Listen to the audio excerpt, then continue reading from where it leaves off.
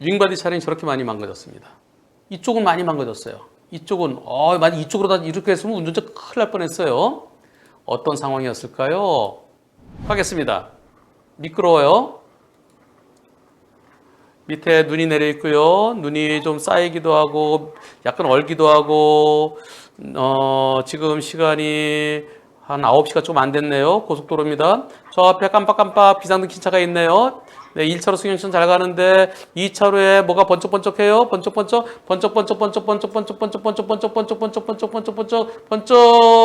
쾅. 저 트럭이 고장 났었어요.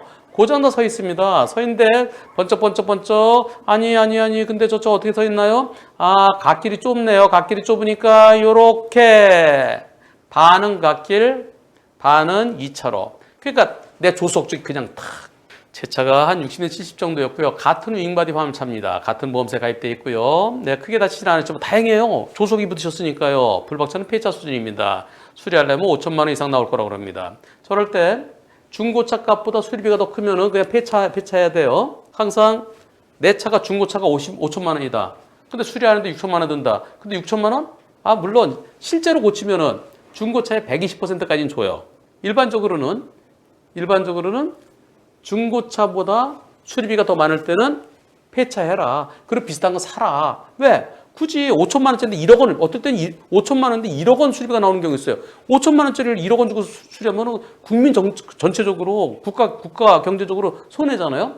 그래서 수리비가 그 차 값보다 더 많이 나오면은 그때는 폐차, 전손 처리하게 됩니다. 자, 늦게 발견하고 핸들을 1차로 꺾을 수도 있었는데 으악 꺾다 보면 더 큰 사고가 나올 수 있어서 그래서 그대로 들이받았습니다. 하지만 상대차가 밤에 고장으로 서 있으면은 갓길에 대야 되는데요. 갓길이 좁아서 2차까지 물고 있으면 미리 저 뒤에서 오는 차한테 보이게 불꽃시도 번쩍번쩍 해줬어야 되는 거 아닌가요? 투표해 보겠습니다. 저렇게 번쩍번쩍하고 있는 저걸 못 피해? 불박차 100% 잘못이다. 고장나서 주행차를 물고 서 있던 앞 트럭도 일부 잘못이 있다. 반반이다. 오히려 앞차가 더 잘못했다. 투표해 보겠습니다. 여기는 가로등이 있어요. 네, 가로등이 있는 곳입니다. 가로등이 있고 비상등이 있고 저 위에 탑에 번쩍번쩍 하는 것도 있고 이런 점을 감안해서 어떻게 생각하십니까? 앞 트럭에도 일부 잘못이 있다는 의견이 60% 있습니다. 50대 50이라는 의견이 2% 있습니다. 앞차가 더 잘못했다는 의견은 없네요. 근데 저걸 왜 못 보셨어요? 제가 저거 왜 못 보셨어요? 전방주시 태만인 것 같습니다. 배가 고파서 뭘 드시느라고 못 보셨대요. 드시더라도 얼른 그 앞을 보셨어야죠. 예, 이분 진짜 솔직하십니다. 진짜 솔직하세요.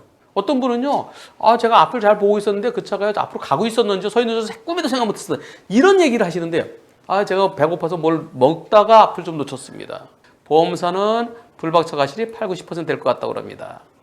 같은 보험사인데 그래도 100대 0으로 얘기는 안 하고 있네요. 이번 사고 100대 0은 아니고요. 앞차에도 일부 잘못이 있어 보입니다.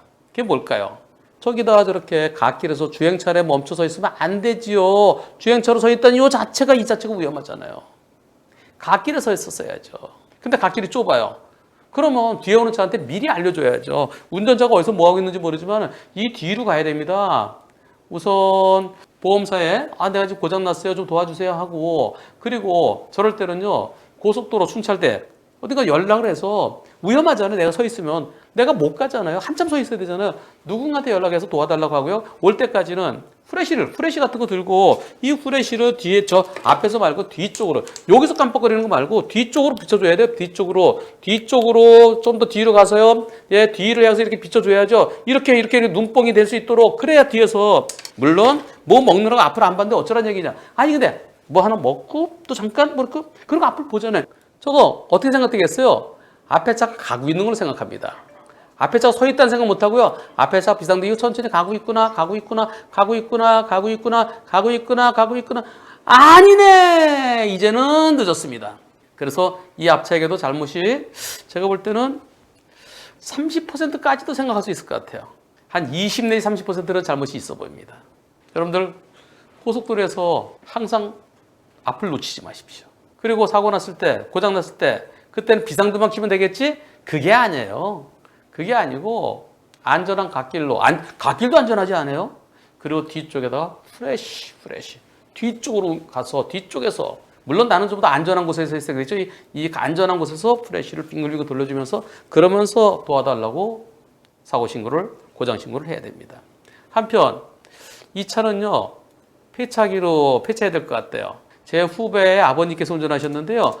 수리하면 5천만 원 이상 나온대요. 현재는 딜러가 1,700만 원에 구매하겠대요. 그래서 그 1,700만 원에 또 자기네가 아는 데 가서 고쳐서 또 팔라고 그랬는지 아니면 부품을 쓰려고 했는지 모르겠습니다. 그럼 1,700만 원이면 어떻게 될까요? 5천만, 중고차 값이 5천만 원이다. 그럼 1,700만 원에 팔았다. 그럼 내 손해가 얼마예요? 3,300만 원이죠. 3,300만 원에 대해서 앞차 잘못만큼 달라라고 손해배상 청구 소송을 해야 됩니다. 앞차에게 적어도 20%에서 30%까지는 과실이 있어 보이고요.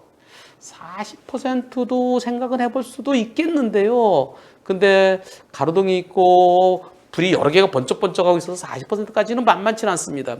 저는 30% 전후 의견입니다.